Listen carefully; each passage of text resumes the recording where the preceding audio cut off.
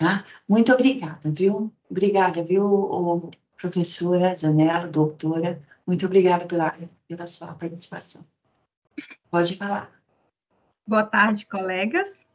Sejam muito bem-vindas e bem-vindos. Não tem ainda os rapazes, mas eles vão entrar a mais uma live promovida pela Comissão de Mulheres do Sind Receita. Esse evento é realizado em alusão ao Mês das Mães e conta com os patrocínios das delegacias sindicais de Belém, Londrina, Curitiba e Fortaleza. Parcerias que possibilitaram a realização dessa live. A Comissão de Mulheres agradece a vocês, porque por conta disso a gente pode estar aqui nesse momento. Eu sou Denise Figueiredo, atualmente coordenadora geral da comissão. Nossa comissão é formada por 18 integrantes que atuam com o objetivo de atingir igualdade de gênero, principalmente na Receita Federal e no ambiente sindical. O tema do evento de hoje será dispositivo materno e amoroso em mulheres. Quando cuidar de si e investir nos próprios projetos é um desafio.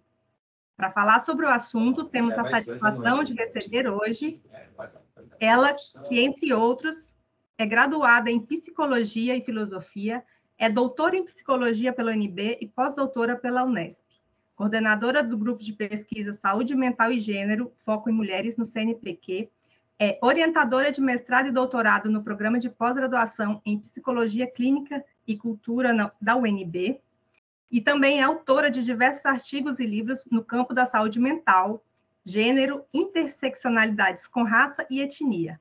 Entre os livros, Saúde Mental, Gênero e Dispositivos e A Prateleira do Amor, sobre mulheres, homens e relações. Temos o prazer de apresentar a professora Valesca Zanello. A palavra é sua, Valesca. Bom, boa tarde, gente. Quero agradecer muito o convite para estar aqui, dizer que é um prazer muito grande. Eu vou colocar alguns slides para vocês acompanharem. Peço já desculpa, estou com um pouquinho de dor de garganta, então de vez em quando você dá uma tossidinha. E a gente, como foi dito, a gente vai abrir depois da minha apresentação para que as perguntas sejam feitas. Deixa eu começar a compartilhar aqui.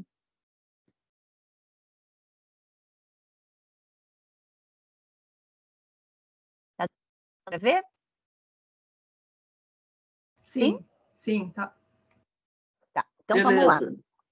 Tema o dispositivo materno e amoroso, quando cuidar de si e investir nos próprios projetos é um desafio. Bom, a primeira coisa que eu preciso dizer é que eu trabalho numa perspectiva de gênero, e essa é uma palavra que tem sido muito mal compreendida no nosso país hoje em dia. Então, a primeira coisa que eu gostaria de trazer para vocês é o que é gênero? E aqui eu parto das contribuições de um filósofo da linguagem que eu gosto muito, que é o Wittgenstein, que diz o seguinte, que o sentido de uma palavra é o seu uso. Então, um exemplo que eu dou no livro novo que eu estou escrevendo agora é o seguinte, imagine que você encontrou uma amiga na festa que estava usando um vestido de mangas bufantes. E você diz, nossa, que vestido lindo, adorei essas mangas. E você reencontra essa colega no trabalho e diz, amiga, que mangas, viu? Maravilhosas. E uma outra colega se aproxima e diz, nossa, eu adoro comer mangas. Geralmente, num diálogo comum, a gente conserta o sentido que foi mal compreendido. Diz assim, amiga, não, a gente está falando da roupa. Mas, num determinado diálogo distópico, se a gente desse continuidade, não haveria diálogo, porque a gente está falando de coisas bem diferentes.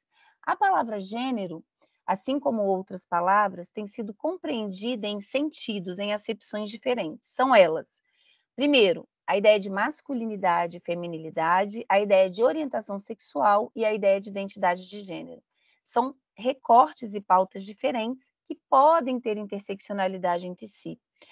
A primeira delas, né, a ideia de masculinidade e feminilidade. Então, é muito comum o discurso de se falar isso é masculino, isso é feminino.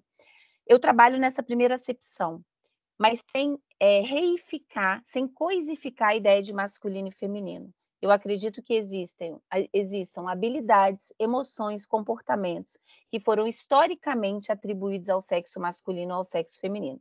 Um exemplo que eu posso dar para vocês, no século XVII, era comum na França que quem usasse os badulaques, brincos, perucas, maquiagem, fossem os homens. Hoje é considerado uma coisa, em aspas, feminina. Numa sociedade binária, sexista, machista como a brasileira, que ainda funciona no binarismo, essa ideia de masculino e feminino ela é bastante engessada e produz efeitos reais nas nossas vidas, como eu vou falar nessa minha apresentação.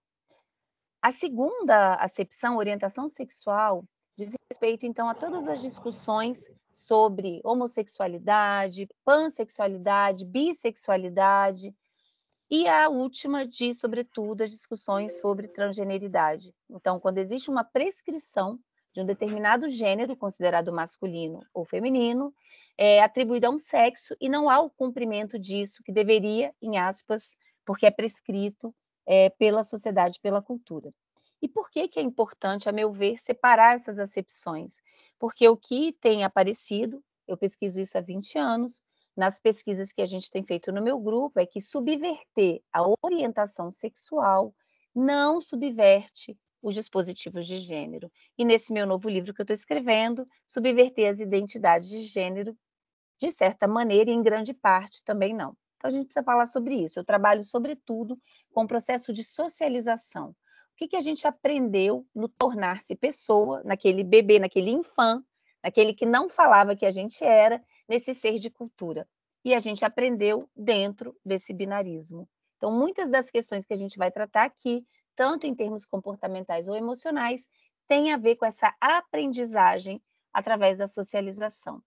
Eu trabalho, sobretudo, com uma ideia de binarismo estratégico. Esse é um conceito desenvolvido pela pensadora indiana Gayatri Spivak, e quer dizer o seguinte: o binarismo, a ideia de masculino e feminino, não é uma essência, não existe em si mesmo, mas é uma concepção cultural construída historicamente, que, como eu falei, produz efeitos reais nas nossas vidas, nos nossos corpos, nas nossas emoções. Então, eu preciso de categorias binárias para entender como esse binarismo funciona. Daí é importante destacar, então, que gênero não é uma essência ou uma entidade. Gênero, a ideia de gênero se transforma histórica e culturalmente, não é universal e, como eu falei, é histórico e culturalmente construído. E para a gente entender como é que funciona o gênero, o que a gente chama de gênero hoje, a gente precisa entender como é que se conformou ou como é que se conformaram essas ideias e ideais que são prescritos para a gente, como é que se conformaram historicamente. Bom, eu não gosto muito quando a gente fala do patriarcado, porque patriarcado essencializa uma ideia, e a gente tem patriarcados que aconteceram de formas muito diferentes. A gente vive num patriarcado capitalista. A ideia do binarismo, como a gente vive hoje, tem a ver com a ideia do capitalismo, com o avanço e consolidação do capitalismo.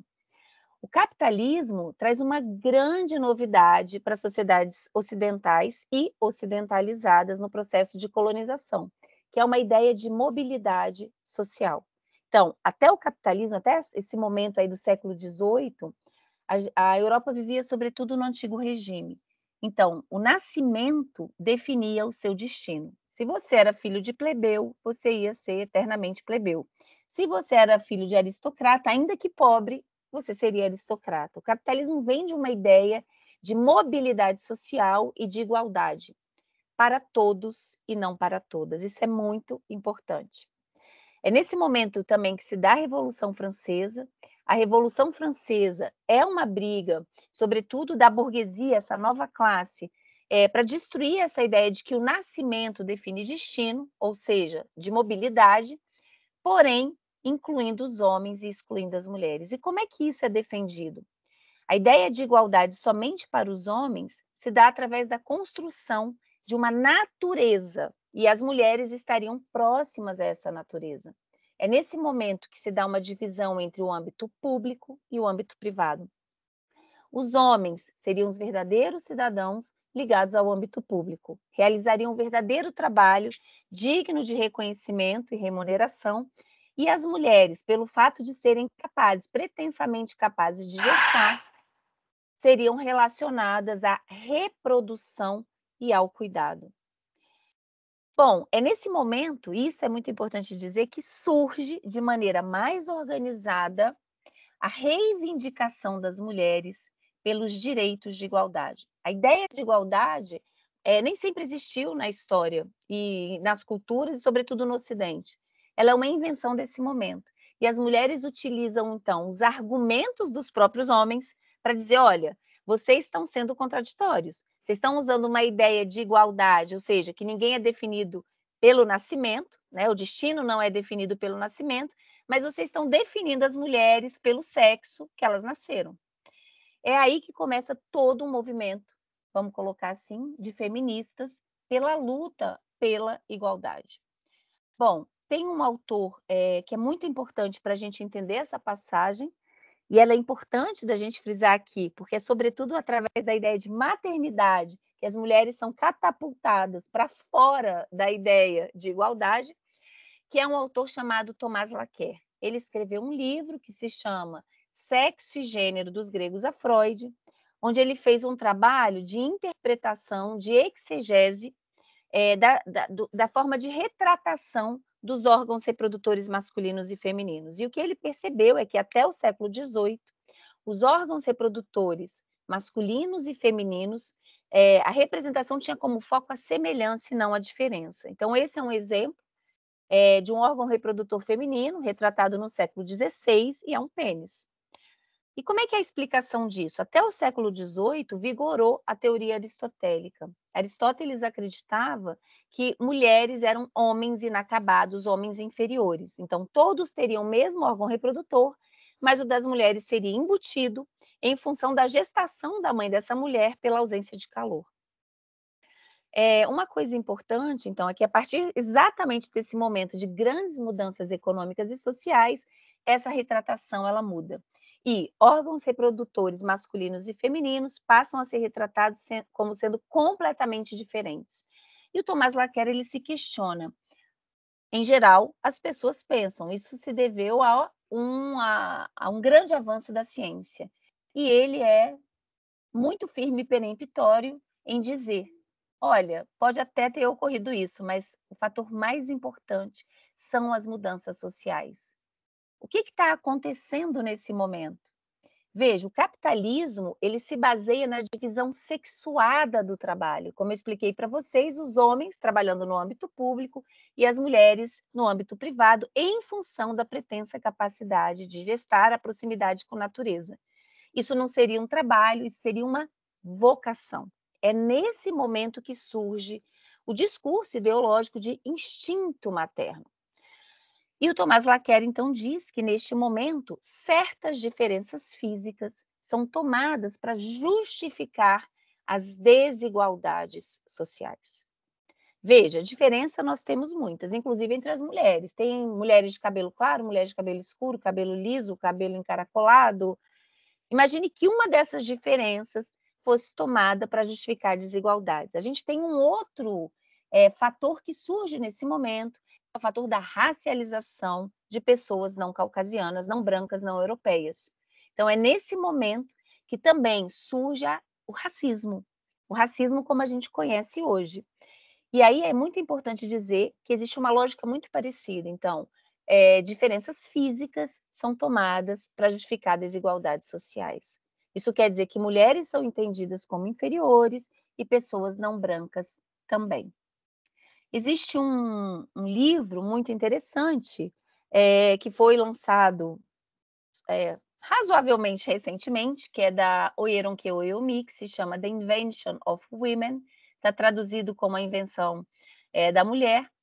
E essa autora nigeriana, ela é uma socióloga e ela pesquisou comunidades da Yorubalândia e ela percebeu, colonizadas, e ela percebeu que até a colonização, o sexo não era usado como uma categoria classificatória que dava lugares distintos e hierárquicos ao que a gente chama de homens e mulheres. E ela percebeu que depois do colonialismo, isso se transformou. Então, houve uma hierarquização, uma valoração dessas diferenças sexuais, ou seja, o sexo como categoria social. Aqui a gente tem que diferenciar o sexo como um atributo biológico e o sexo como categoria social, produzindo efeitos a partir dessa diferença para justificar as desigualdades. Bom, é muito importante, voltando para a Revolução Francesa, então, dizer que o anseio pela igualdade, igualdade ao voto, ao direito de votar, ao direito à propriedade, surge, então, nesse momento onde essa ideia de igualdade surge e as mulheres são excluídas. Então, isso levou ao que é considerado o primeiro movimento, a primeira onda feminista, que é a luta pelo sufrágio, que ocorreu principalmente na Inglaterra e nos Estados Unidos, apesar de que foi na Nova Zelândia onde as mulheres conquistaram pela primeira vez o direito ao voto. A segunda onda ocorreu no final da década de 60 e começo da década de 70, é quando surge a palavra gênero. Essa palavra veio de dois estudiosos homens, que é o Robert Stoller e o John Money, que trabalhavam a questão da identidade de gênero com o que era chamado, na época, de hermafrodita, mas ela é importada por os estudos de gênero. Isso é muito importante dizer, não que a categoria mental já não existisse, porque a gente já tinha as contribuições da Simone de Beauvoir, da Margaret Mead, para pensar como existem as diferenças sexuais, mas existe uma construção social em cima dessas diferenças. Nesse momento, homens e mulheres são entendidos ainda no singular. Então, ainda se pensa o homem e a mulher. E isso vai ser muito criticado por mulheres e homens que não se viam representados nessas representações, como, por exemplo, mulheres negras, mulheres latinas, mulheres ticanas, mulheres indígenas. Então, quando se falava, por exemplo, a mulher como dona de casa, que agora precisa ir para o mercado de trabalho, as mulheres negras sempre trabalharam. Então, esse movimento de crítica leva, então, a uma implosão e a eclosão da terceira onda, que ocorre sobretudo no final da década de 80, e a autora principal é uma autora muito conhecida, que é a Judith Butler. A Butler, ela vai mudar um pouco a compreensão de gênero. A Butler, ela diz que o próprio sexo é uma construção de gênero. Bom, para a gente entender isso, né? Falar é interpretar. É impossível falar de uma coisa sem, de alguma maneira, ter uma interpretação cultural daquilo. A gente não tem acesso pura e diretamente às coisas. Não vou entrar nisso, mas é uma parte que eu gosto muito. Eu venho da filosofia da linguagem e a gente tem várias interpretações menos ou mais radicais dessa ideia da Butler. A gente tem interpretações radicais que vão dizer que sexo não existe, e a gente vai ter interpretações mais moderadas, que é a minha, de construcionismo social, e que vão dizer, bom, existe um aparato biológico que é diferente, porém a interpretação sobre esse aparato, sobre os ciclos desse aparato, colocam o sujeito que tem essa corporalidade num local específico. Em culturas específicas, tem alguém com o microfone aberto. Em culturas sexistas, quem ocupa o pior lugar somos nós, mulheres, tá? Como a gente viu, sustentando o próprio sistema econômico do capitalismo. Se as mulheres pararem de cuidar, o sistema quebra. E a Butler, ela propõe uma ideia de gênero como repetição estilizada de performativos. Que diabos é isso? Quer dizer que a gente é incitado, desde o dia que a gente nasce, a performar de uma determinada forma. Seja desde você está lá engateando e mordeu, né? Se for um menininho, por exemplo, vai dizer, ó, você não é um cachorrinho, mas pode ir lá e dar um tapa. Mas se for uma menininha, você já é uma mocinha, você tem que aprender a se comportar. Mocinhas não fazem isso. Uma das coisas que a gente aprende no tornar-se mulher é amputar o nosso ódio. E o ódio, assim como outras emoções, é uma emoção muito importante e potente, se for bem canalizada. Em geral, as mulheres, quando exprimem um ódio, é através de uma explosão, que não adianta muita coisa e muitas vezes até leva, digamos, a problemas das relações, ou através do choro impotente. Então, mesmo mulheres que às vezes sofreram violência, violência de gênero no trabalho, violência doméstica, elas têm muita dificuldade de usar o seu próprio ódio a seu favor, diferentemente dos homens. Porém, aqui tem uma questão muito importante, preciso destacar que a ideia de performatividade, eu não vou entrar nisso, vem da filosofia da linguagem, mas aponta para a ideia de que existem regras social e culturalmente, historicamente construídas, que te dizem quando você nasceu, como performar, como se comportar, se você é visto como um homem ou como uma mulher. E aquilo que é permitido também é diferente. Mas gênero não é só comportamento, gênero também é emoção. E aqui, então, eu me afasto um pouco da Judith Butler, ela não fala muito do corpo, das emoções, e eu tenho me dedicado nos últimos anos, estou escrevendo um livro sobre isso, né? Comecei há 2 anos atrás, eu estava em pós-doc no Canadá. Então, como as próprias emoções são generadas. Isso quer dizer que no processo de socialização, a gente não aprende só a se comportar, mas também a sentir, como eu falei um pouquinho do ódio, de formas diferentes. E como é que a gente aprende essa forma de se comportar ou sentir? Através das tecnologias de gênero. Esse termo, esse conceito, foi cunhado por uma autora, uma semioticista italiana, a Teresa de Lauretis, e aponta, então, para a existência de produtos culturais que não apenas retratam as diferenças de gênero, ideais e valores de gênero, mas têm um caráter ativo de incitar, de criar, são verdadeiras pedagogias de gênero. Então, um exemplo muito comum na nossa cultura é o script assim, cultural muito comum para nós mulheres, e a gente vai ter vários exemplos, só vai se reproduzindo em desenho, em música, em filme, A Bela e a Fera, né? Que foi regravado e foi sucesso de bilheteria. Então, uma bela moça, donzela, que se apaixona por um monstro. E com muito esforço, ele é bruto, ele é grosso, ele é péssimo, né, gente? Ele é um ogro, ele é um perebado. Com muito esforço, ela consegue transformar o perebado em príncipe encantado. Vejam que na nossa cultura, o que a gente tem, por exemplo, de desenhos ou de histórias da princesa que beijou o sapo e transformou num príncipe. É sempre a mulher se esforçando por transformar, então, esse sapo em príncipe. A gente não tem desenhos onde o príncipe beija a sapa. A gente vai vendo, então, a construção de relações que são bem assimétricas. Eu vou voltar nisso. A gente teve aí, por exemplo, durante a pandemia, a gente teve Bridgerton, que foi um seriado que bombou, todo mundo falou, exaltou muito a questão da diversidade, muito bom, muito importante, mas o script da Bela e a Fera estava lá. Então, cara, tinha traumas, era grosso, e com muito esforço a donzela conseguiu, digamos assim, refinar esse perebado. Mas a gente vai ter várias tecnologias de gênero. Uma muito comum na nossa cultura é a boneca. Quantos meninos recebem uma boneca? O que é interpelado quando você ganha uma boneca? O cuidar. Diferentemente de um carrinho, de um skate, onde você aprende habilidades corporais, onde o que é interpelado são coisas completamente diferentes. A pergunta é: os homens não são pais? Por que eles não aprendem a cuidar, né?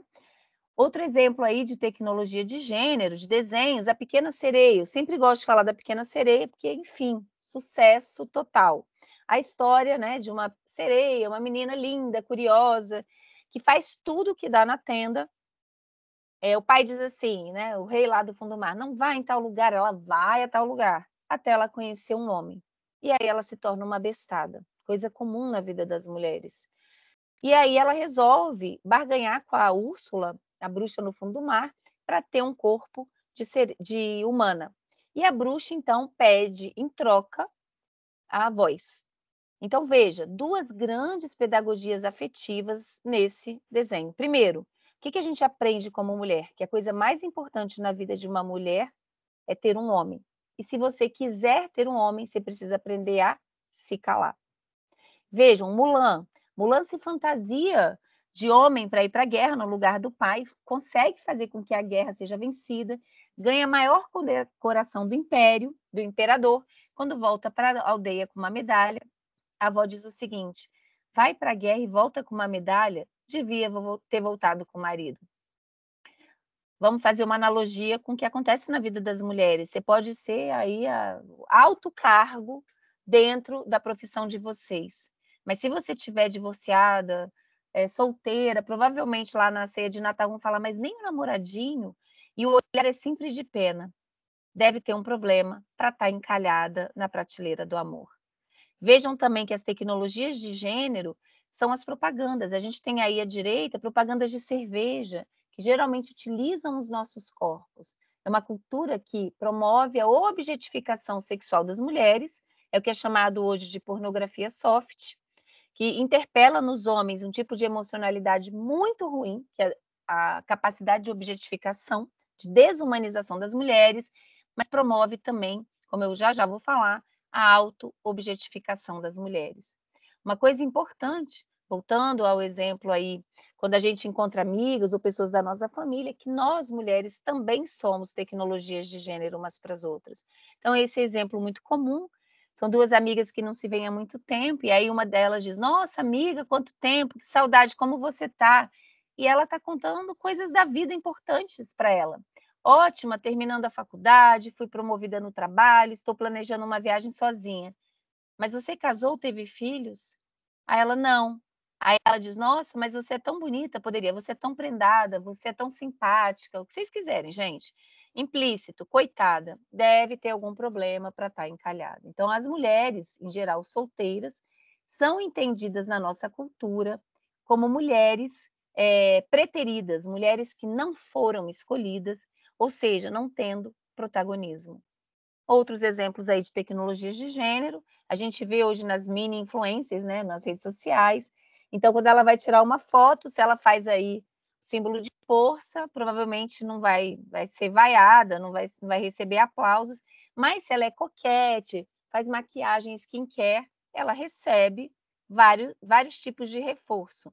E dos meninos, o contrário. Se ele, por exemplo, demonstra alguma fragilidade, coisa considerada, em aspas, feminina, ele não vai ser muito bem visto, ao contrário de quando ele demonstra aquilo que é esperado como performance de um homem. Então, assim, as tecnologias de gênero, elas estão no nosso cotidiano, em todos os lugares. Você abre a rede social, geralmente as mulheres que aparecem e que se destacam quantos quilos eu emagreci, ou botei não sei quantos ml de silicone, ou tive gêmeos, como cuidar dos seus filhos. Vejam, a gente aprende aquilo que é considerado culturalmente como importante e relevante para nós.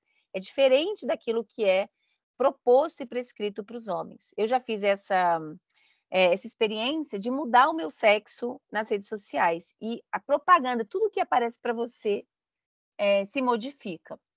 Bom, dito isso, então, é importante dizer que nesse processo de tornar-se pessoa, que na nossa cultura é tornar-se homem ou mulher, lembrando, então, que é essa passagem, né, de dois sexos diferentes, de fêmea, de macho, para homem e mulher.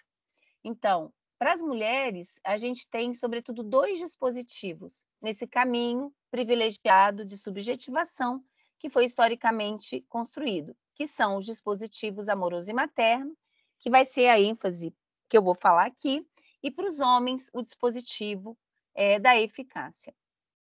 Vamos começar primeiro com o dispositivo amoroso, romântico, e eu tenho gostado de chamar de dispositivo do amor romântico, porque as pessoas se confundem, então é ruim ser amorosa, e não é bem sobre ser amorosa, né?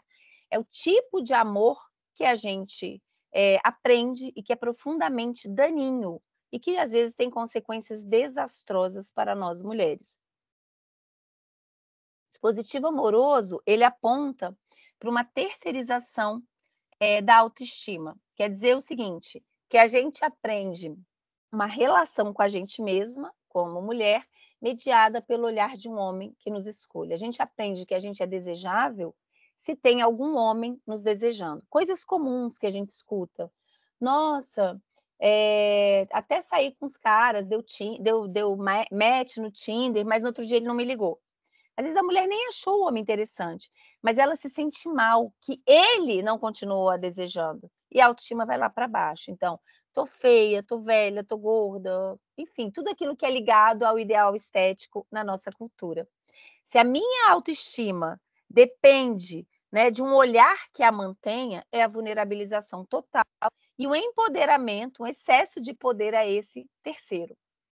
Eu criei uma metáfora para a gente entender o dispositivo amoroso, que é a metáfora da prateleira do amor. Então, sabe aquela metáfora do mercado? Que tem os produtos que estão mais na frente e tem os produtos que estão lá no fundo, que ninguém escolhe?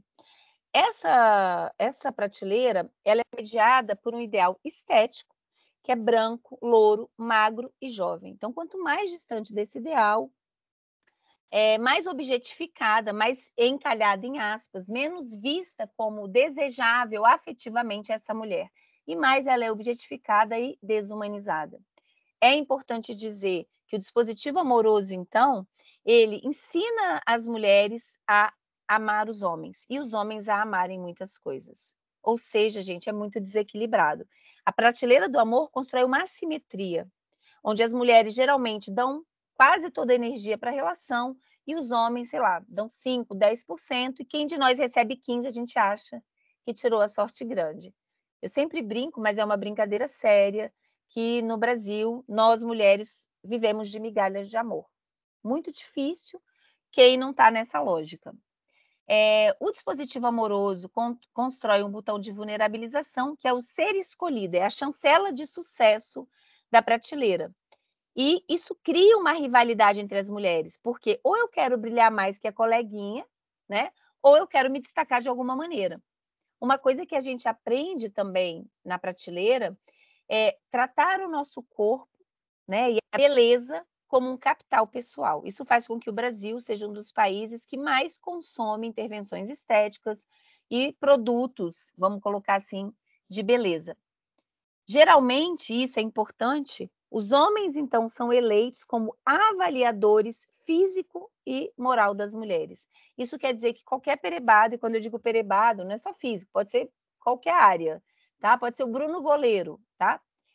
Se sente no direito de nos avaliar. Então, é aquele homem barrigudo que diz assim, nossa, fulana tá gorda, né? O seu próprio marido, por exemplo. Ou aquele homem que diz assim, não vou namorar fulana, porque ela é rodada, e ele já pegou meio mundo. Quem avalia as mulheres são os homens, mas quem avalia os homens são os próprios homens na casa dos homens. É importante dizer que a gente aprende no dispositivo amoroso o silêncio. O silêncio ele é engendrado, como a gente viu na Pequena Sereia. A gente aprende no processo de se tornar mulher a se calar para manter o bem-estar dos outros e das relações. Por isso que os transtornos mentais das mulheres são, sobretudo, relacionados à implosão psíquica, sobretudo os transtornos de ansiedade e de depressão. Aí tem uma outra ilustração da prateleira, só para vocês darem uma olhada, como lá no final, quanto mais preta a pele, né, retinta, quanto mais fenótipo negro a mulher tiver, mais ela está lá no final, menos chance de ser escolhida e mais desumanizada. É importante dizer que quanto mais você migra para trás, quanto mais você envelhece, mais você migra para trás, a prateleira também é etarista, e isso vai criando uma pressão para as mulheres, a ponto de que muitas se casam com o casamento. Sobretudo quando as mulheres, as amigas começam a casar, vai dando um desespero. Então, o primeiro perebado que demonstrar qualquer tipo de desejo ou que quer namorar com aquela mulher, ela acaba escolhendo aquele que, enfim, foi esse que me escolheu, é ele mesmo, é minha chance. E muitas se casam não com parceiro real, mas com parceiro que elas querem que esse homem se torne, como se o amor fosse um investimento na bolsa. Quando, o que a gente sabe, se você se casa com um perebadão, a chance de você morrer com um perebadão é alta. É importante dizer também que quanto pior a localização da mulher na prateleira, mais facilmente essa mulher fica vulnerabilizada, aceitando qualquer perebado, e ela ressente esse homem como um salvador. E a ideia é, se não for ele, quem vai me querer? E em relações abusivas, os homens manipulam ainda mais isso. Quem vai querer você gorda assim? Quem vai querer você desleixada? Quem vai querer você mãe de 2 filhos? E por aí vai. Terminar uma relação amorosa é falhar como mulher, ou seja, é voltar para a prateleira. Então, a ideia de não ser apenas, não ser mais escolhida, mas também capaz de manter essa posição. Já falei da mulher, como é que a prateleira é racista, e é um exemplo de como é que funciona esse racismo na prateleira. Então, o homem branco chega lá e diz, oi, minha linda, da cor do pecado. Já começou mal, né? Aí ela diz, oi, meu amor, que surpresa, eu estava com saudade. E quando você vai me apresentar para sua família, você é muito especial, mas não estou pronto para assumir uma relação. E um mês depois, ele está noivo de Clara, uma mulher branca, né? Bom, terminar uma relação, então, é falhar como uma mulher, como eu expliquei. A prateleira, além de racista, é gordofóbica. Essas foram memes que eu coletei na pesquisa que eu fiz sobre os grupos de WhatsApp masculinos. Depois leiam, o artigo está publicado, está disponível para download. Então, isso aqui, gente, correu demais entre os grupos masculinos, final de 2019, começo de 2020. E era significado da palavra tanto faz, e depois vinha significado da palavra nem fudendo. Mas também vinha a ideia de que não peguei ninguém, então vou ter o lanchinho da madrugada, que seriam então as mulheres gordas e convidadas para trazer uma pizza, para vir na casa do sujeito, para ele não ter um trabalho nem de ir na casa dela. Mesma coisa que com o etarismo, isso aqui é supostamente engraçado, quem dispensa é exército. Então, rapaz, é uma mulher mais velha. Bom, vamos falar do dispositivo materno. O dispositivo materno, ele aponta para um borramento histórico entre a esperada capacidade de dar à luz. Esperada por quê? Porque mesmo que você não possa dar à luz, ou que você não tenha dado à luz, não queira, você vai ser interpelada por esse dispositivo. Então, é o borramento histórico entre a suposta capacidade de dar à luz e o cuidar. Voltando ao começo da minha apresentação, isso ocorreu no século XVIII. É importante dizer que cuidar é uma habilidade humana, ou seja, qualquer ser humano pode cuidar. Homem, mulher, velho, novo, branco, negro, asiático, indígena, enfim, a não ser que a pessoa tenha algum transtorno muito grave, é que essa habilidade pode ser colocada em xeque. Mas é importante dizer que em muitas culturas, inclusive etnias indígenas no território brasileiro, o cuidar ele é compartilhado coletivamente. Na história do Ocidente, principalmente com o avanço do capitalismo, ele foi concentrado cada vez mais na paridora, nas mulheres, tá? Existe um livro que trata desse tema e que é muito importante, que se chama O Mito do Amor Materno, de uma autora chamada Elizabeth Badinter, onde ela vai tratar disso, como é que foi historicamente a construção da ideia de instinto materno. Bom, até mais ou menos final do século XVII, começo do século XVIII, era muito comum na Europa que mulheres dessem os seus filhos, parissem, dessem os seus filhos, para que amas de leite os amamentassem, independentemente da classe. Então, mulheres mais da aristocracia davam para amas mais chiques, vamos botar assim, que moravam nos povoados, e mulheres mais pobres davam para camponesas. Existem registros históricos que mostram como era comum, às vezes, ter carroça de camponesa que levava 30, 40 crianças, elas iam caindo, morrendo. Não existia ainda também esse sentimento que a gente tem hoje pela infância. Essas mulheres amamentavam e muitas vezes enfaixavam essas crianças e penduravam num prego. Por quê? Porque também não existia ainda porta. Então, era comum entrar rato, bicho, e elas iam trabalhar depois nos campos. Vejam, o capitalismo precisa de excedente populacional. Foi por isso que houve todo um trabalho de convencimento da mãe a cuidar dessas crianças. Quem tem filho sabe que um recém-nascido dá muito trabalho, seria difícil convencê-las. E qual foi a lógica utilizada? Foucault mostra que houve a passagem de um poder repressivo para um poder constitutivo. O que isso quer dizer? Que ao invés de falar, vocês são obrigadas a amamentar, se criou um discurso sedutor. Veja, as mulheres não tinham muito valor. O discurso era: olha, vocês são insubstituíveis, vocês serão as responsáveis pelo futuro da nação. Para quem não tem valor nenhum, ter algum reconhecimento já é muito. Se criou o que eu chamo de empoderamento colonizado na maternidade. E esse empoderamento colonizado só foi crescendo. Então, primeiro, houve um convencimento para as mulheres amamentarem, depois as mulheres se tornaram responsáveis pela educação, e aqui eu queria destacar que o acesso das mulheres à educação se deu pela maternidade. Quer dizer, como a gente ia cuidar dos filhos e para eles terem digamos assim, uma educação melhor, então mulheres poderiam estudar pelo menos o básico. Depois, com os desserviços da pediatria e do discurso da psicologia, se criou o que é chamado hoje de maternidade científica. A ideia de que a mãe é responsável pela estrutura de personalidade, pela estrutura emocional das crianças. Eu considero isso um grande desserviço. E por quê?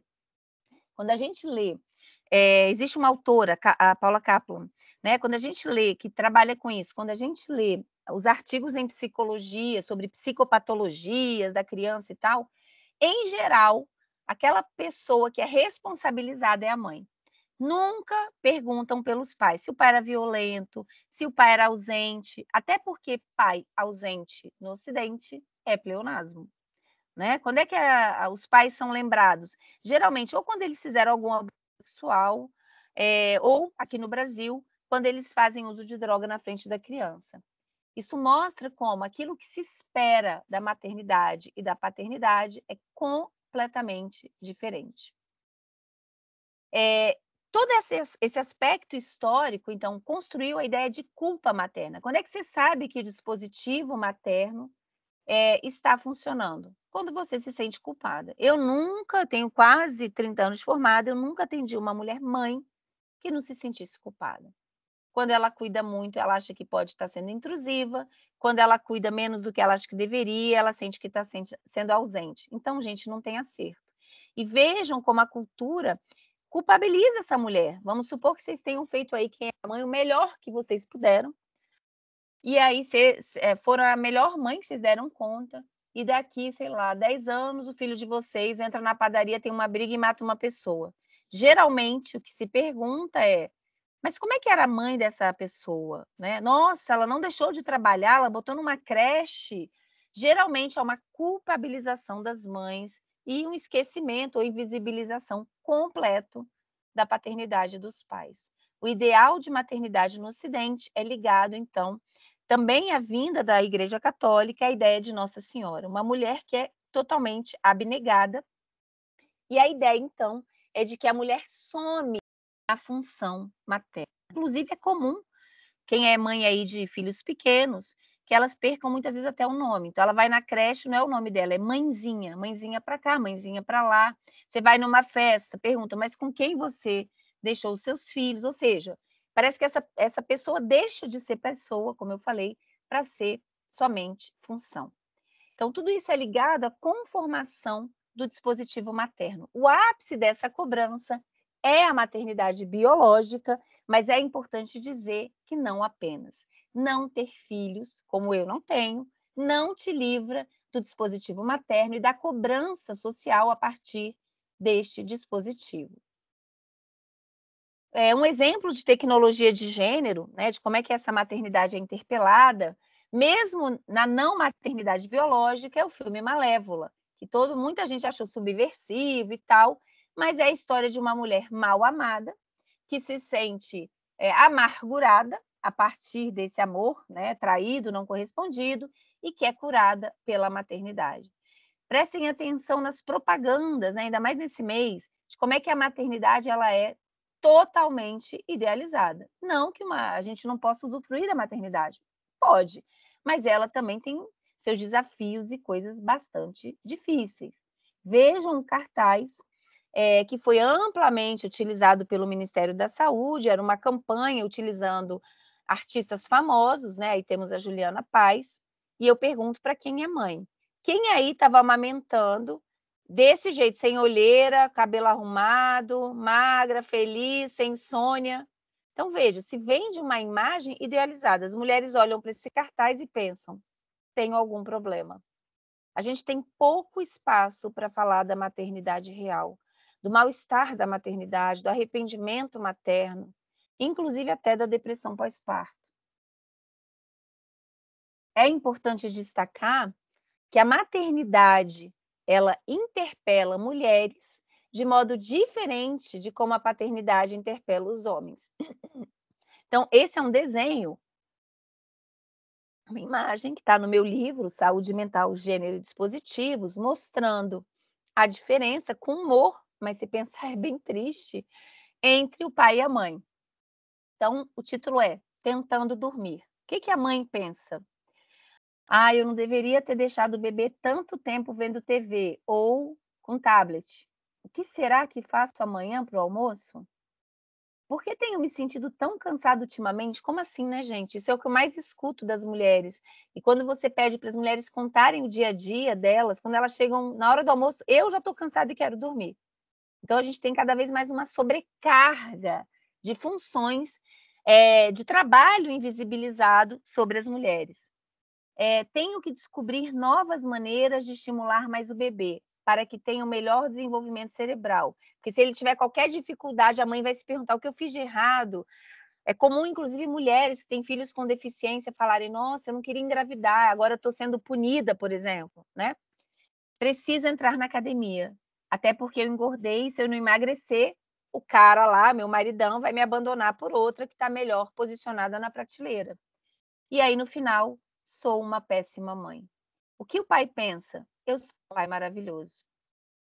Vou contar para vocês a história, uma história que aconteceu comigo, que está nesse meu livro, que é bem interessante sobre esses diferentes lugares, né. Uma vez eu fui fazer uma consulta médica, encontrei um ex-amigo meu, a gente, na época que eu estava fazendo doutorado, ele estava fazendo mestrado, e aí ele me viu, tinha muito tempo que eu não o encontrava, "Valesca, como você está?" Ele super feliz, "Ah, eu acabei de ter gêmeas, estou muito feliz", e tal. Ele: "Você tem filhos?" Eu: "Não". Ele: "Não, mas você tem que ter filhos e tal. Como é que é a sua vida?" E aí ele disse o seguinte: "Olha, eu acordo todo dia por volta de umas 6h30, para dar tempo de tomar café com as meninas, deixo as meninas no colégio e venho para o consultório. Atendo até mais ou menos 12h30, volto correndo para casa para almoçar com elas". Aí eu pensei: "Nossa, alguém pegou na escola, alguém já deu banho, já preparou o almoço, tudo certo". Aí depois eu volto para o consultório, atendo até umas 10, 10h30 e volto correndo para casa, porque eu faço questão de ler história para elas dormirem. E aí eu virei para ele e falei: "Olha, eu vou te dizer uma coisa, eu adoraria ser pai, mas como não vai dar, não quero ser mãe não". Então, a gente é interpelado e tem possibilidade de exercício e é julgado de formas muito diferentes. O homem, ele é bem avaliado quando faz um pouco. A mulher é lembrada quando ela deixa de fazer. Então, o que é um Rodrigo Hilbert da vida, né, que foi tão exaltado, nas redes sociais por ser um excelente pai? É uma mãe comum. Quando a gente, por exemplo, pesquisou mulheres encaminhadas, para o CREAS em função de negligência com os filhos, a gente não encontrou um pai que tinha sido encaminhado somente quando, como eu falei, ele fez algum abuso sexual ou usou drogas na frente da criança. Isso mostra como o próprio Estado compreende que a mãe é a responsável pela criança e que o pai não é, tá? Então, assim, se o pai colocar o filho naquele canguruzinho e for na padaria, ele recebe até post, na internet. Vejam que hoje se está falando muito da mãe narcisista, tá na moda isso, né? É um termo que eu não gosto muito. Eu acho que a mãe narcisista é muito próximo de um pai comum. Ou seja, a gente tem que tomar cuidado, porque sempre há uma revigoração, vamos colocar assim, da patologização das mulheres. Bom, eu falei para vocês, que o dispositivo materno, ele é interpelado não apenas em mulheres que realmente pariram ou adotaram uma criança, mas em todas nós do sexo feminino, que fomos interpeladas nesse processo do tornar-se pessoa, tornar-se mulher pelo dispositivo materno. A metáfora desse processo é o que eu chamo de heterocentramento. O que significa isso? Quer dizer que a gente aprende nesse tornar-se mulher, priorizar os outros, os desejos, as vontades, os anseios, as necessidades, em detrimento de nós mesmas. O que a gente aprende? Primeiro lugar, segundo lugar, 10º lugar, vem o outro, e depois eu mesma. Em geral, as mulheres que se priorizam, elas sentem culpa, ou elas são muito mal julgadas como egoístas. O tornar-se homem é marcado pelo egocentramento. Os homens aprendem o contrário. Primeiro o eu, segundo o eu, terceiro o eu, 10º o outro. Tá? Então, um exemplo muito clássico na vida da gente. Vamos supor que vocês fizeram aí no domingo, na segunda, um almoço em casa, sei lá, um estrogonofe, e aí à noite ia ter uma reunião, ou vocês estão fazendo um curso, iam chegar tarde, chegaram morrendo de fome, sobrou comida do almoço. E aí o marido ou o namorado comeu, ou o filho, comeu tudo. E aí você diz: "Poxa, você não deixou nem um pouco para mim?" E eles dizem: "Nossa, mas não, eu não sabia que você queria". Então veja, mais grave que egoísmo, o egocentramento é nem lembrar do outro. O egoísmo seria: "Ah, tô nem aí, se ela vai ficar com fome, vou comer mesmo assim". Já, em geral, nós mulheres, a gente vai comer e vai falar: "Ah, vou deixar um pratinho aqui no fogão para o fulaninho", né. Um outro exemplo que eu queria dar, vou dar um exemplo pessoal também, eu há alguns anos atrás eu tirei férias e fui para a praia visitar minha avó, e aí estava na praia, fui almoçar com ela e meu tio, o filho dela, estava lá com a filhinha dele. E aí quando acabou o almoço eu queria voltar para a praia, e aí ele me perguntou se eu podia cuidar da filha dele. Eu pergunto a vocês, se eu fosse homem, ele me pediria isso? Com certeza não. Na hora, eu fiquei paralisada, pensei, entendi o que estava acontecendo e falei: olha, não posso, porque eu vou para a praia.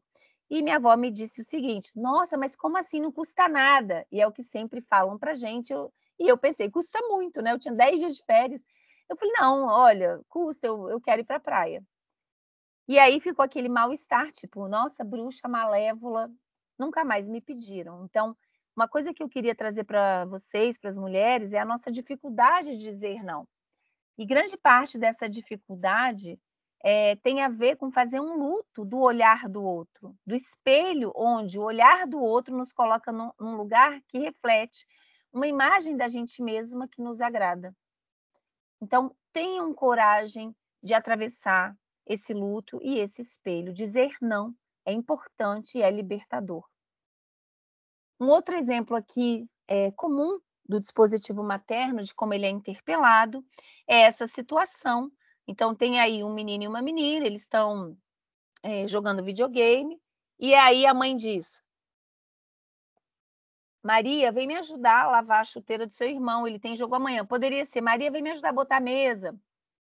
Filha, fica aqui mexendo isso para mim enquanto eu vou fazer o suco. E ela pensa: por que eu tenho que lavar a chuteira dele? Ou por que eu tenho que levantar e ele nunca é chamado? O que esse menino está aprendendo? Que ele é especial, que é o que a gente chama em inglês de entitlement, que ele tem mais direitos do que essa menina, que ele é de uma categoria superior a esta menina. É importante dizer que existe uma expropriação do dispositivo materno, não apenas na vida pessoal. Por que os homens cuidam tão pouco? Porque tem alguém cuidando deles, por eles e para eles. Então, isso ocorre não só na nossa vida pessoal, mas também no campo do trabalho. O dispositivo materno ele é expropriado em muitas atividades. O que a gente vê historicamente no Brasil é que houve uma feminização das atividades ligadas ao cuidar, como, por exemplo, ser professora, psicóloga, médica, nutricionista, enfermeira, técnica de enfermagem, limpeza. Toda vez que há uma feminização das atividades, há uma precarização das condições de trabalho e dos salários. Até porque, se cuidar é uma vocação, nem dá tanto trabalho assim, né? Estou sendo irônica. Porém, há uma expropriação mesmo em cargos não femininos ou de poder, tidos como não femininos. Por exemplo, quando a gente assume cargos de gestão. Em geral, um homem, quando é um diretor, quando é um coordenador, se ele tem uma voz firme, ele é visto como um homem de pulso. Se espera das mulheres que a gente materne o mundo, que a gente quebre o galho de todo mundo, que a gente seja amorosa. Veja, isso é uma expropriação do dispositivo materno. Né? Eu lembro de uma pessoa que eu atendi, que trabalhava num grande escritório advocatício, e com grandes causas, com muito dinheiro envolvido, e toda vez que era para fazer seleção de estagiário, quem era convocada a fazer esta seleção? Ela, nunca um colega homem. Então, veja, o dispositivo materno, essa expropriação é uma espécie de piso pegajoso, essa é uma metáfora de uma autora, da Romero, que nos impede de investir em muitas coisas da nossa vida, que seriam importantes, não só para o nosso prazer, mas de garantia mesmo de uma qualidade de vida. Seja investimento na carreira, como eu vou falar já já, seja na questão o que a gente vai colher na aposentadoria, seja na nossa saúde física e mental. Então, é importante destacar que a maternidade, e leia-se o dispositivo materno, é identitário para as mulheres, como não é para os homens. Se um homem engravidar uma menina, for morar lá no Acre, aqui em Brasília, for morar lá no Acre, tiver casado, tiver filhos, daqui a 20 anos contar para a esposa que teve um filho aos 18 anos, provavelmente ela vai dizer: nossa, você não tem vontade de conhecer? Mas se for uma mulher que teve um filho, deu para adoção e daqui a 18, 20 anos contar para o marido, não sei nem se ele vai ficar com ela. Vai ser joga pedra na Geni. Então, a maternidade é identitária, não só naquilo como a gente se culpabiliza e se coloca sempre no lugar de ter que estar disponível, como também nas exigências sociais que nos são feitas. Há uma hiperconcentração de trabalho, que é invisibilizado e naturalizado, não é visto como trabalho, e isso promove o que é chamado hoje de pobreza de tempo e culpa.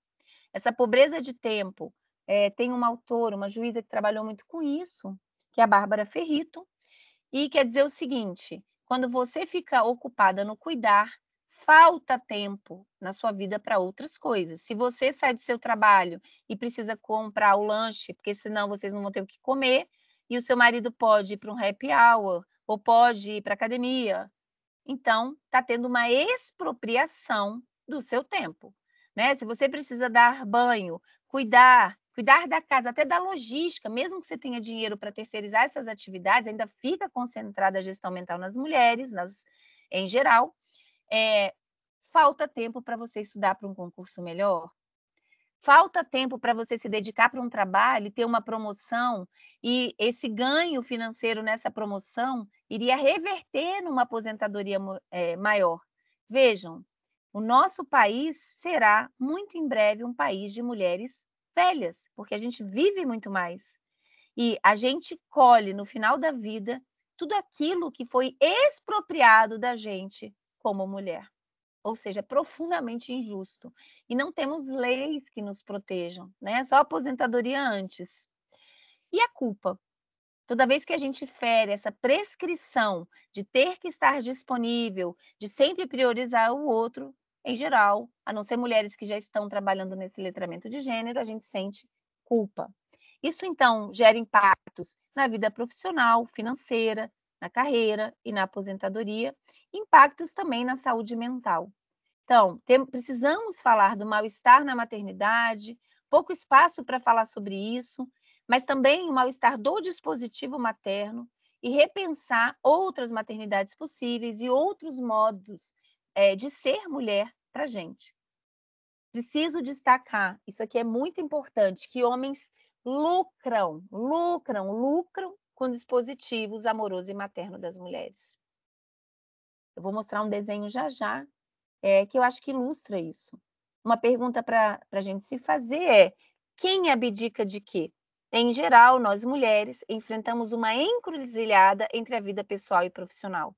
Um homem, quando se dedica loucamente ao seu trabalho, ele é visto como cumprindo a masculinidade, é uma chancela de sucesso, inclusive, é bem visto o homem trabalhador, o trabalho é identitário para eles como não é para a gente, e quanto mais uma mulher só investe na sua vida profissional, menos mulher ou menos, em aspas, feminina, ela é vista. Em geral, e tem estudos sobre isso, mulheres com grandes anseios e ambições profissionais, elas acabam abrindo mão de sonhos muito radicais para ter uma coisa mediana, para poder, então, ter uma família, casar e também ter uma profissão. Exemplo, se o sonho dela é ser neurocirurgiã, você tem que estar disponível a qualquer momento, a qualquer tempo, acordar de noite, enfim, não dá, né? Você não pode ser só a responsável por cuidar dos filhos e levar para a escola.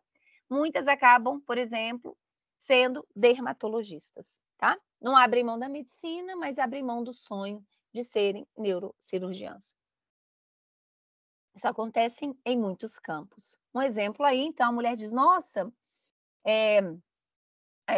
vou ser promovida.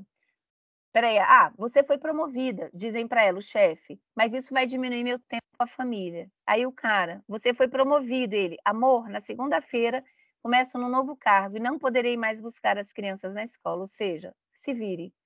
Então a ideia reforçada é que cabe a ela abdicar, cabe a ela se responsabilizar. A pergunta que a gente sempre precisa pensar é: quanto você dá e quanto você recebe? Em geral, o cuidar vem das mulheres. Então, mulheres cuidam dos homens. E quem cuida das mulheres? Outras mulheres. Aí o exemplo, né? Mulheres acolhem e alimentam os projetos dos parceiros, por isso que é tão comum no Ocidente a gente ter gênios, grandes CEOs, é mais raro ter mulheres. Dentre as razões tem essa: a gente tem várias mulheres cultivando, cuidando, investindo nesse homem, cuidando dele, por ele, para ele. Alguns exemplos: Sebastião Salgado. Será que a gente teria uma Sebastiana Salgada se ela fosse casada com um cara, o cara ficasse aqui, ela ficasse um ano tirando foto lá na Ásia e mandando as fotos para ele comprar o projeto dela e montando o álbum? Será que ele ficaria ou ela chegaria que ele teria casado já com outra e a mãe dela estaria cuidando dos filhos dos dois? Stephen Hawking, um grande físico que tinha vários problemas de degeneração do sistema nervoso, casou várias vezes. Então, assim, a mulher se dedicava a ser enfermeira dele, né? Até quando, assim, levá-lo ao banheiro, limpar a bunda. Será que a gente teria um homem disposto a fazer isso? Claro que isso pode acontecer, gente, mas é muito raro. Uma coisa importante é que, quando a gente começa a trabalhar o descentramento desses dispositivos, isso gera crise nas nossas relações. Os homens estão tão acostumados a serem o centro da nossa vida, que quando ele não é o centro, ele passa, então, a se sentir desimportante. Eu já estou quase finalizando, está no tempo. Então, uma coisa importante é que a gente precisa aprender a se nutrir afetivamente de outras fontes, para além do amor materno e do amor romântico. Para isso, eu acho que é muito importante o letramento de gênero, que quer dizer o seguinte: a gente reconhecer certas experiências como não ligadas necessariamente à nossa biografia, sendo problemas pessoais, mas problemas sociais e estruturais e que dizem respeito, são comuns a todas nós. Isso leva a uma politização do sofrimento. Tem várias formas de promover isso. Uma palestra como essa é uma forma. Criar grupos de mulheres com trocas de experiências também. Leituras feministas que ajudam a fornecer nomes para essas experiências e visibilizá-las e problematizá-las. Psicoterapia com perspectiva feminista, mas também cultivar hobbies, projetos, fora de uma relação a dois e fora da maternidade. Ou seja, cultivar espaços onde o seu coração pulsa. Para finalizar, eu ia falar um pouco de masculinidade, porém não vai dar tempo.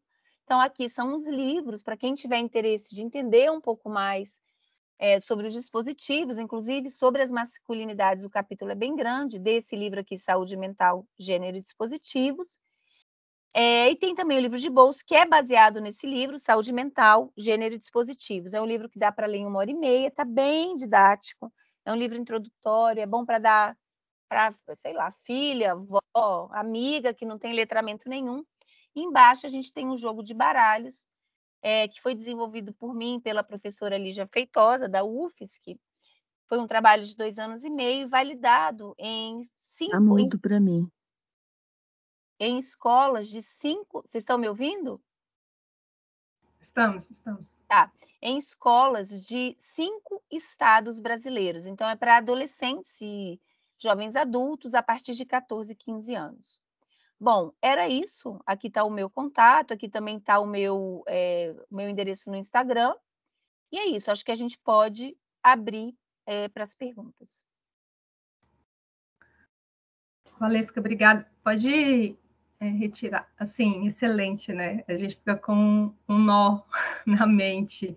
Enquanto eu vou explicar aqui para as colegas, quem quiser fazer pergunta, levanta a mão, que a gente vai seguir essa sequência, e aí a pergunta vai ser por 2 minutos, né? 2 minutos para vocês se apresentarem e falarem, fazerem suas considerações ou perguntas, e aí eu queria já chamar, assim, você, Zanello, em relação aos homens, agora a gente sai daqui quase que com ódio deles, né? Mas como a gente trabalhar isso? Porque a gente precisa dos homens para construir essa nova sociedade, né? A gente precisa ser parceiros, nós vivemos falando aqui, a gente precisa andar juntos nessa nova construção. O que fazer para evoluir nesse aspecto?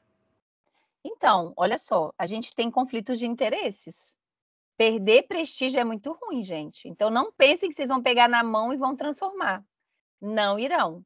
O que vocês precisam é, como vocês fizeram palestras aqui agora com esse tema, é ter palestras sobre masculinidades. E saibam que provavelmente vocês vão ter resistência. É muito ruim você perder espaço ou não ter que se repensar. Gênero é uma categoria de poder. Então, vejam, o que a gente pode fazer é, promovendo esse letramento em mulheres, mulheres ocupando espaço, mulheres não deixando passar, por exemplo, certos tipos de violência presentes nas suas vidas pessoais e no trabalho, os homens serão obrigados a mudar. Regras no trabalho muito claras, também isso é importante. né? Que se cumpra punições quando se tem, por exemplo, assédio sexual, que ainda é um tabu muito grande no Brasil. A gente escuta, todo lugar que eu vou dar palestra, eu escuto casos horríveis que ficaram sem resolução. Isso também é pedagógico. Eu sou professora, então eu acredito primeiro no ensinamento, mas a punição tem que existir também. Então, promovam círculos e espécies de eventos como esse com homens também. Mas não chamem só homens, não, gente. Os homens têm que ouvir as mulheres.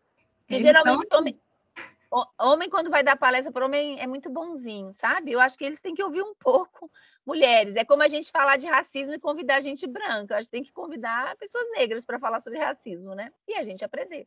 Nós temos homens aqui nesse evento hoje, Ótimo. ouvindo. Então, deixa eu só falar uma coisa, porque não deu tempo de eu falar das masculinidades.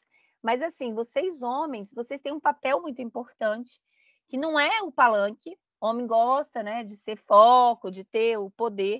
O papel de vocês é tretando com os amigos. Então, sobretudo naquilo, não deu tempo de eu falar, mas da casa dos homens. Então, aquele grupo de WhatsApp, né, que você está lá e recebe nude, por exemplo, de um colega que namorou com alguém do trabalho e compartilhou um nude dela. E você não fala que ele é um canalha, você está sendo cúmplice. Você sai para comer um churrasquinho com um colega que não paga pensão e ele comprou um carro novo e você não diz que ele é um canalha, você é cúmplice. Então, o grande desafio para os homens é tretar com os colegas. É ajudar a desconstruir o machismo onde a gente não chega, porque os homens disfarçam. Obrigada. A primeira inscrita aqui é a Priscila. Priscila, por favor, 2 minutos. Não, é rapidinho. Primeiro, parabéns pela palestra, fantástica. Mas eu queria que você detalhasse um pouquinho, que eu fiquei curiosa, esse baralho, como é que ele funciona? Tá. O baralho, ele é composto por 4 eixos. O primeiro é o dispositivo amoroso e materno, e meninas e mulheres. O segundo é o masculinidade e dispositivo da eficácia, que eu não apresentei, não deu tempo. Raízes culturais do machismo e violências contra as mulheres. Então, são situações do cotidiano. Por exemplo, vou dar um exemplo. Tem um casal de adolescentes, e o menino fica com ciúmes e joga o telefone na parede. E aí ele fala, me desculpe, eu vou te dar outra e tal. A parte da violência contra as mulheres, que tipo de violência é essa? As crianças vão aprender, então, violência patrimonial. Ou, por exemplo, a menina conta que o menino fala que vai sair com os amigos. Ela fala, eu posso ir? Ele, não, isso é só para meninos. Aí, quando ela diz, eles, não pode. Não é por você. Isso é cuidado, são os outros homens. Então, isso é violência ou não é? Tem vários exemplos de situações da prateleira. Então, a menina vai para uma festa e ela acorda e está com uma espinha no rosto porque está na TPM.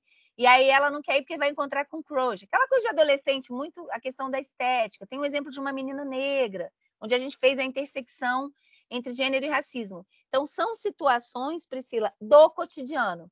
Tanto é que a gente aplicou o baralho nas escolas de 5 estados brasileiros, escolas públicas, e aquela carta que não funcionou, porque por trás tem toda essa inteligência teórica, que é fruto aí de 20 anos de pesquisa. Então, eu sei exatamente os botões que são para apertar, entendeu? Isso a gente explica na cartilha. E aí, as cartas que não funcionaram como a gente achou que ia funcionar, a gente mudou, reaplicou. Então, o baralho é validado. É considerado um jogo sério, não é só um jogo de prazer. É um jogo realmente para promover o letramento de gênero em meninos e meninas. Tem várias situações de homofobia, porque, enfim, não deu tempo de eu falar, mas a masculinidade ela é baseada na homofobia, mas cujo fulcro é a misoginia. Então, o que é entendido como um viadinho? Um homem, um garoto que performa como uma mulherzinha. O que é inferior? Ele sai de uma categoria superior e vai para o lixo, que é a gente, entendeu? A misoginia ela é muito central.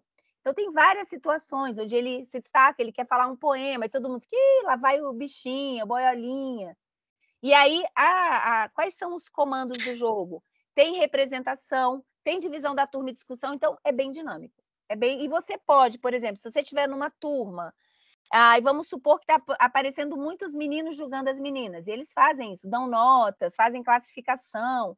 Você pode escolher as cartas ligadas só ao ideal estético. Então, você pode jogar ou o baralho inteiro ou o baralho em partes, de acordo com o interesse, ou na escola, ou com adolescentes. Enfim, gente, tem gente usando isso com pessoas mais velhas, porque todo mundo teve experiência assim na escola. É bem legal. O baralho, eu tenho muito orgulho, viu, de ter feito esse baralho. A próxima inscrita é a Carla. Carla, pode se apresentar. Valesca, parabéns, ótima palestra, adorei. Parabéns pelo baralho também, a ideia é muito... Eu acho que esse espaço de diversão é sempre educativo. E eu queria só falar que quando você falou da amamentação, colocou a fotinha da artista lá, depois que eu tive meu primeiro filho, eu saí xingando todas minhas amigas. Eu falei assim, gente, por que vocês não me avisaram que é horrível amamentar? Ninguém me avisou, eu sofri muito amamentando, não só pela deterioração do bico do peito, foi um horror, mas doía, e doía até o último, porque o meu primeiro filho eu dei 8 meses, meu segundo filho eu dei 5 meses, doía sempre. E o pessoal faz assim, ai, eu adoro amamentar, é lindo amamentar, é horrível. Então, as mulheres têm que aprender a falar as coisas para a gente também. E eu falo, Total. não é agradável para todo mundo, sabe? E você pega, às vezes, numas enrascadas assim. E eu chorava, e aí eu ficava com vergonha de falar para as pessoas que eu detestava. Carla, total. Eu falei Você assim, ai, sabe, eu detesto. a sensação, assim, uma coisa que eu posso te dizer na minha experiência clínica, a maternidade é muitas vezes o portal para muitas mulheres começarem a pensar gênero e se revoltarem. Porque várias coisas assim que você não via se tornam evidentes. Eu tenho uma amiga minha que diz assim, que quando ela teve o filho, ela parou tudo e o marido não deixou de fazer nem o taekwondo. Então, ela dizia assim, eu ficava contando quando ia terminar a licença maternidade, porque trabalhar para mim era tipo um conforto, porque eu ia mudar de assunto, né? Era cocô mole, amamentação. E aí o marido uma vez falou para ela assim, eu quero muito ter outro filho. Ela, com você eu não tenho nunca mais. Ela foi dando um ódio. Porque é isso, ali você se dá conta do lugar que você é colocada. Mas esse silenciamento das mulheres eu acho muito ruim. E não é só com a amamentação, é com tudo, né? Eu entrei na menopausa tem 4 anos e assim, eu me senti assim, gente, vocês me enganaram, ninguém me preparou para isso, meu Deus! É uma bomba! A gente tem que preparar quem está vindo. E eu estou fazendo pesquisa agora sobre isso, porque eu quero escrever para ajudar as que estão vindo, entendeu? Parabéns, faça mesmo o que a gente precisa falar mais esse desconforto da mulher. E os homens têm que ser, não basta não ser machista, tem que ser antimachista. E a gente não basta não ser racista, a gente tem que ser antirracista. Em qualquer lugar que a gente vê piadinhas, a gente tem que falar assim, tem que ir contra e tem que bombardear. Obrigada, viu, Valesca? Obrigada, Carla. A próxima inscrita é a Ieda. Ieda. Boa tarde a todos e a todas. É um prazer, Valesca, assistir essa sua live maravilhosa. Adorei. Mostrou para a gente realmente a realidade, né, de tudo que a gente passa. E também sugestões, né, como a gente poderia fazer para poder amenizar, ou até amenizar, não, ou até conseguir realmente o mundo melhor para todas nós, que é a questão do grupo de mulheres, né, a leitura feminista e tal. Agora, até aproveitando a fala da Carla, que veio muito, assim, até somar com o que eu vou falar, o que eu percebo é a desunião entre a gente. A gente nota, assim, que para resolver todos esses problemas que a gente passa, ou então uma parte, se nós fôssemos unidos, a gente conseguiria com mais facilidade. E, no entanto, nós não somos. E, às vezes, nós somos até machistas, sabe? De uma para outra. A gente não consegue auxiliar uma outra, eu não sei por que é isso, se é também da questão da sociedade, da forma como a gente foi educado, não sei. Mas nós não temos essa união, sabe? De ajudar umas às outras, é o que eu penso. Aí, o que a gente poderia fazer? Eu sei que esse não é um trabalho fácil, né? Esse de longo prazo, é uma questão cultural, mas o que a gente poderia fazer, ou se a gente está no caminho correto, agindo da forma como a gente está agindo, buscando soluções, conversando com outras mulheres. Eu não sei o que a gente poderia fazer. Então, eu gostaria de saber, assim, que caminho seguir? O que a gente poderia fazer?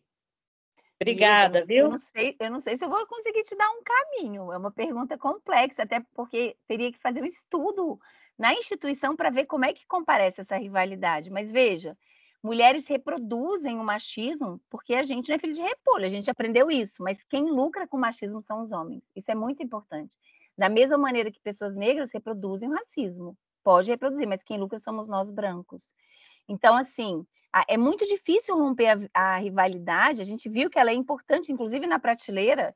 Vão ter mulheres que vão proteger os homens, né?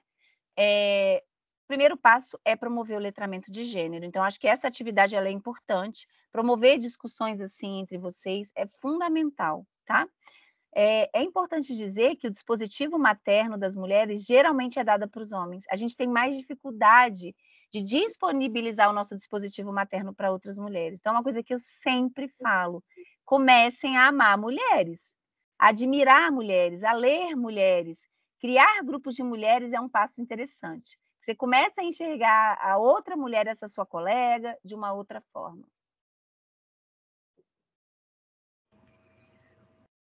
Muito obrigada. Obrigada, Valesca. A gente tem um grupo de mulheres aqui entre as analistas, bem interessante também. Tem 2 anos esse grupo. A próxima inscrita é a Regina. Regina, pode fazer sua pergunta, se apresentar, falar de onde você está falando.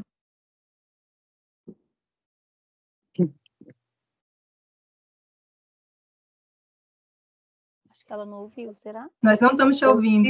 Só estava me batendo aqui. Primeiramente, boa tarde a todas, né? Realmente um assunto muito importante. Parabéns pela palestra e pelos estudos. E a Ieda meio que falou uma coisa que eu só quero reforçar.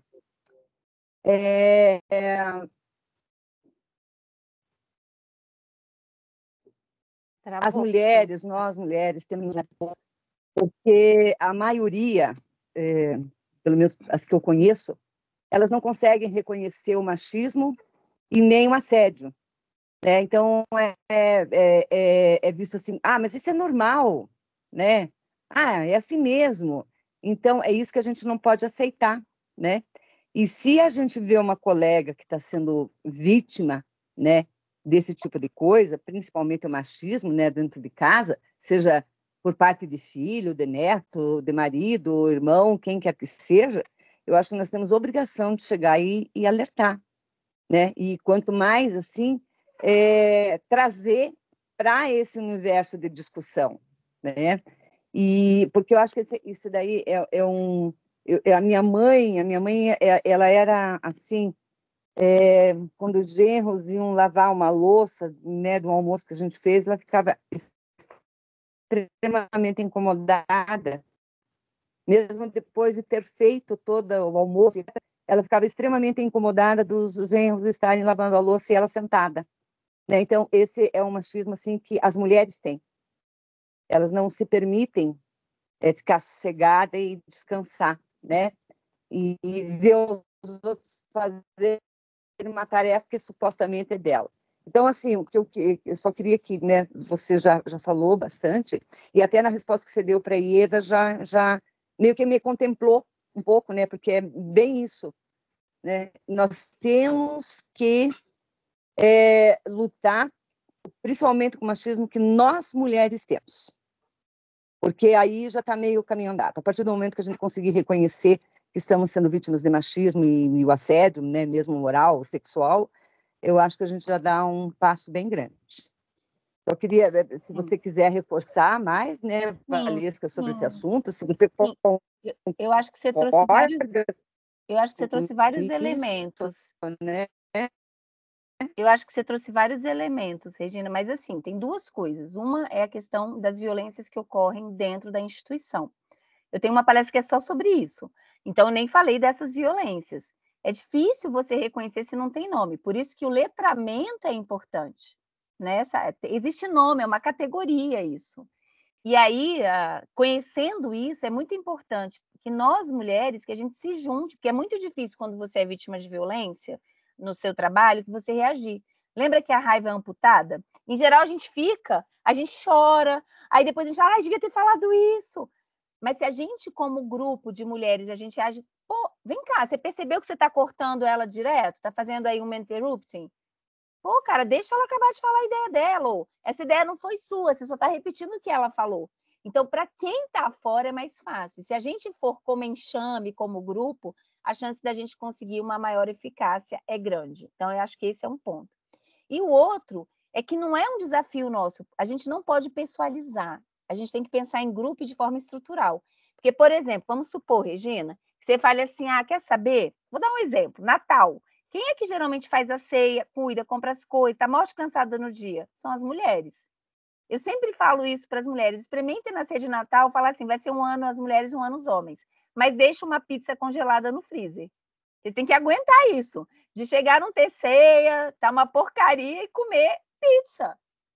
Porque, vejam, os homens não aprendem porque é cômodo não saber. Né? Eu tinha uma amiga minha que ela dizia assim, cara, o marido dela ia trocar a fralda, botava tudo errado e tal.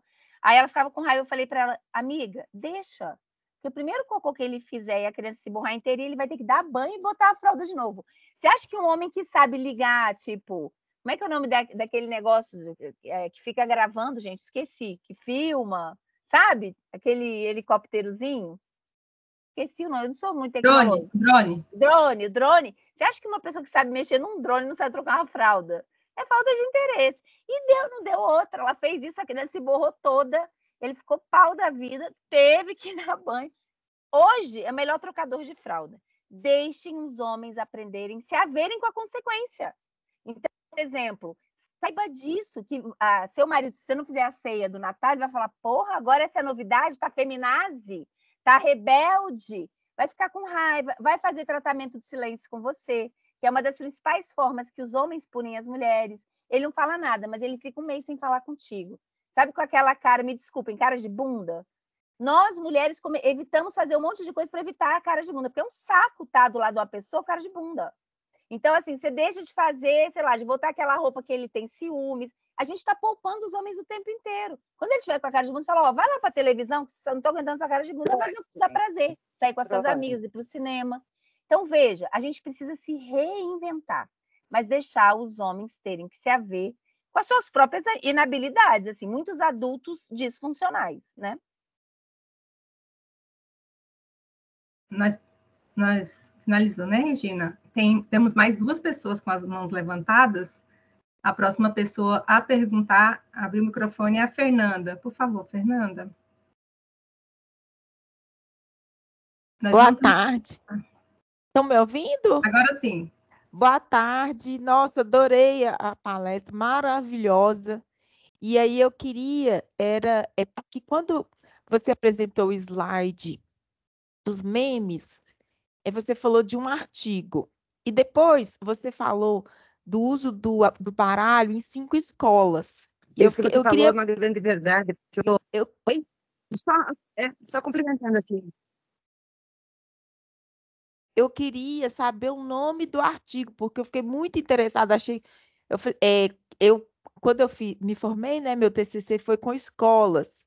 E hoje eu ouvindo a sua palestra, eu penso, pô, se eu soubesse desse conteúdo, a minha conclusão lá naquela época teria sido muito diferente também, né? Mais teria sido mais amplo, né?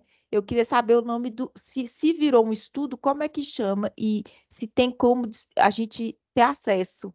Eu vou disponibilizar agora, ó, se chama Masculinidades, Cumplicidade e Misoginia na Casa dos Homens. Um estudo sobre os grupos de WhatsApp masculinos no Brasil. Espera aí que eu vou disponibilizar. Aqui eu fiz o PDF, espera aí. Tá nesse endereço aqui, ó.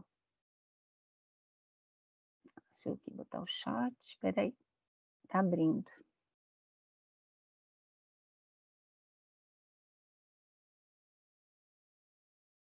Pronto, tá aí, tá? E o baralho se chama Emancipação Jogando contra o Machismo. Dá para pedir ele no endereço jogandocontromachismo@gmail.com. A gente envia ele pelo correio. Ele foi adotado em todas as escolas públicas agora aqui no DF. A gente fez uma parceria com o TJ. Nossa, eu vou pedir. Muito obrigada, viu? Parabéns. Foi ótimo, gostei muito. Obrigada. A próxima pessoa inscrita aqui, a Maria Helena. Obrigada pela pergunta, Fernanda. A Fernanda tinha perguntado no chat, a gente estava sem acesso a essa informação para colocar no chat. Maria Helena, fique à vontade. Bom, inicialmente eu gostaria de parabenizar, foi uma palestra muito boa, foi muito elucidativa, muito clara, estava muito boa mesmo a palestra. E eu, se o sindicato disponibilizar, eu gostaria de, inclusive, para repassar essa gravação para um outro grupo de mulheres do qual eu participo. Mas eu gostaria de pegar 2 pontos, né, do que você fala, sobre algumas experiências minhas, né? Uma delas é a questão da mulher não casada e não mãe, que foi a minha opção, tá? Até pouco tempo atrás, porque agora eles olham para mim e falam, bom, agora já não tem mais chance mesmo, mas até pouco tempo atrás... Estamos juntas, né? Também, eu também. Pois é. Eu era interpelada, inclusive, pelos meus ginecologistas, que falavam, você ainda não é mãe? Se apresse, corra, porque seu tempo está acabando. E se eu chegava, por exemplo, eu era pesquisadora, se eu chegava numa área rural, camponesa, o espanto de todos inicialmente era o fato de eu não ter me casado e de não ter sido mãe. E, assim, eles achavam, inclusive, um absurdo, um desperdício, porque eu era muito carinhosa com as crianças, gostava muito de crianças, mas eu não queria ser mãe, não queria ter filhos. Eu falo que eu adoro ser tia, né? Eu gosto de ser tia. Mas eles acham que isso era uma falta de privilégio, né? Que eu era uma pessoa desfavorecida por não ser mãe.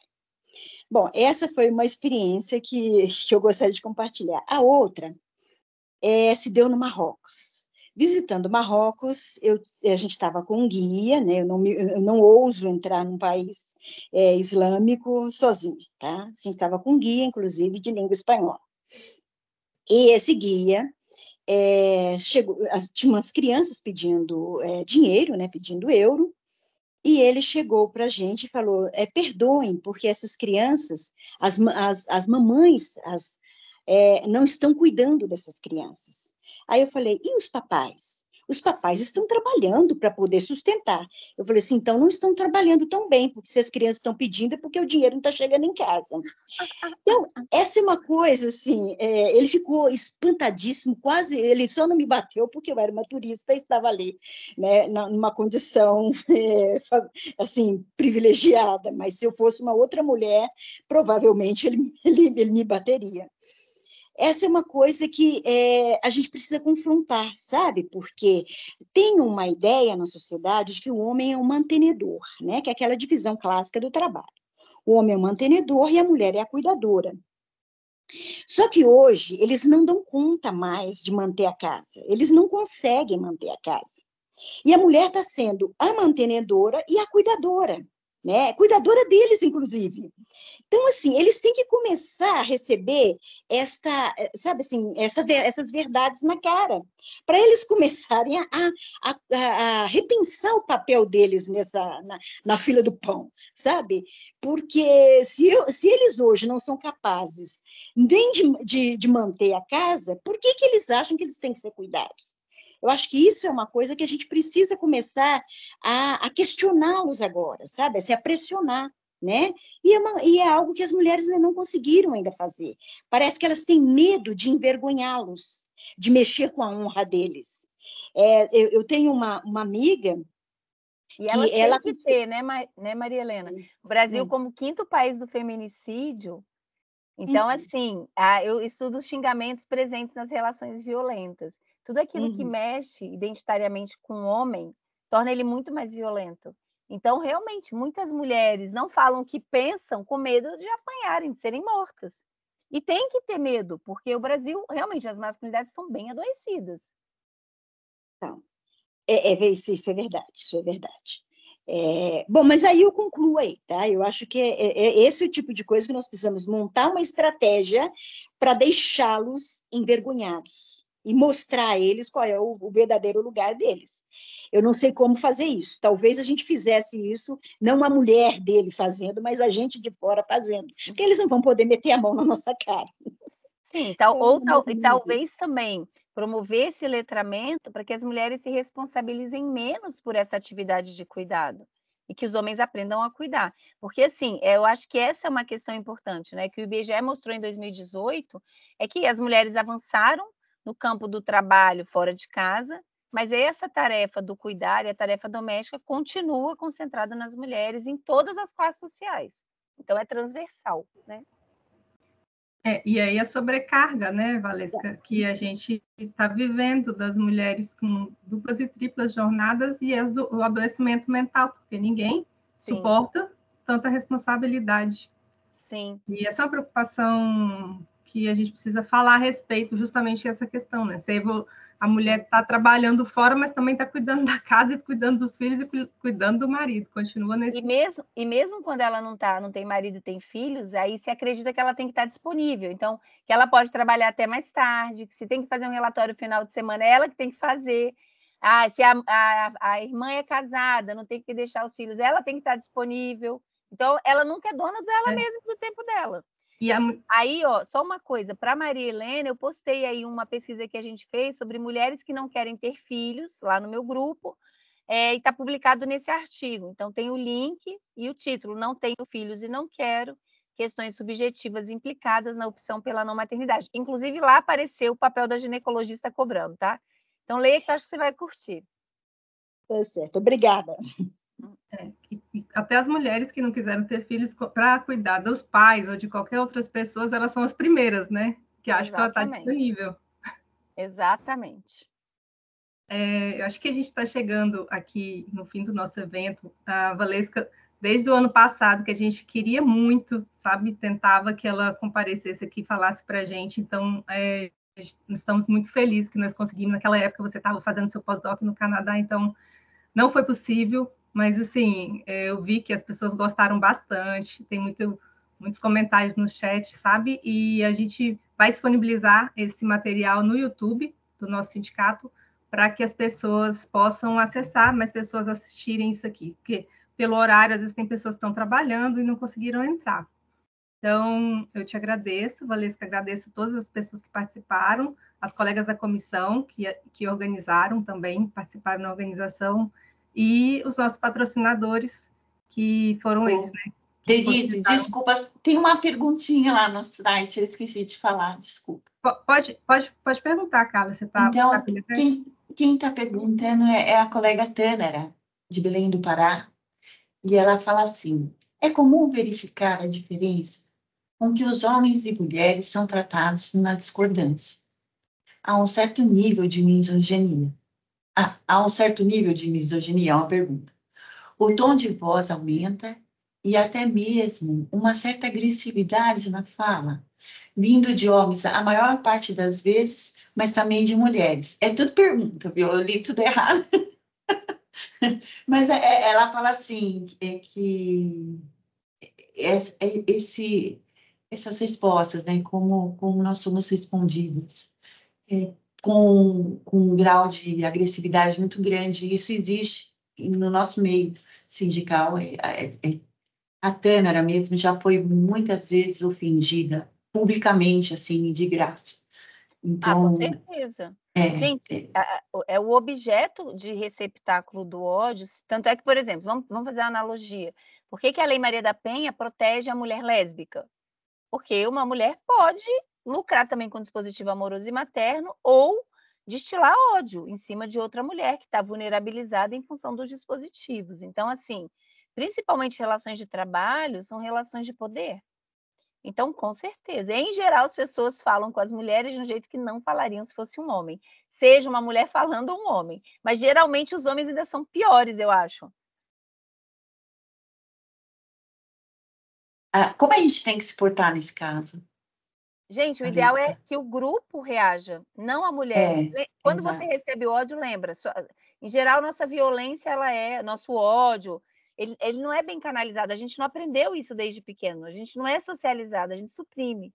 Então, em geral, a gente fica meio nocauteada e tem boas soluções depois. É um treino também. Sim, né? Eu acho essa é a importância da comissão de mulheres. Aprender o dia é importante. Aí tem que ir atrás. Eu acho que o ideal, assim, quem estiver próximo, fala, cara, o que é isso? Tu tá sendo misógino pra caramba. Qual é, sabe? Coloquem aí, treinem o ódio de vocês. Ódio bem canalizado, avança. Muito obrigada, Valesca. Desculpa, viu, Denise? Desculpa mesmo. Então, um beijo, gente. Aí, quem tiver interesse, entra lá no Instagram, me acompanha, sempre posto coisas. Tem um canal no YouTube com vários vídeos que vocês podem assistir, tudo gratuito, com resultados de pesquisa, e os temas são bem interessantes e que ajudam a promover esse letramento. E leiam um livro também. Comecem pelo prateleira e depois vai para o grandão. Ótimo, obrigada, Valesca. Obrigada, colegas. Estamos finalizando. Pode encerrar a gravação, Carla. Obrigada, viu? Obrigada.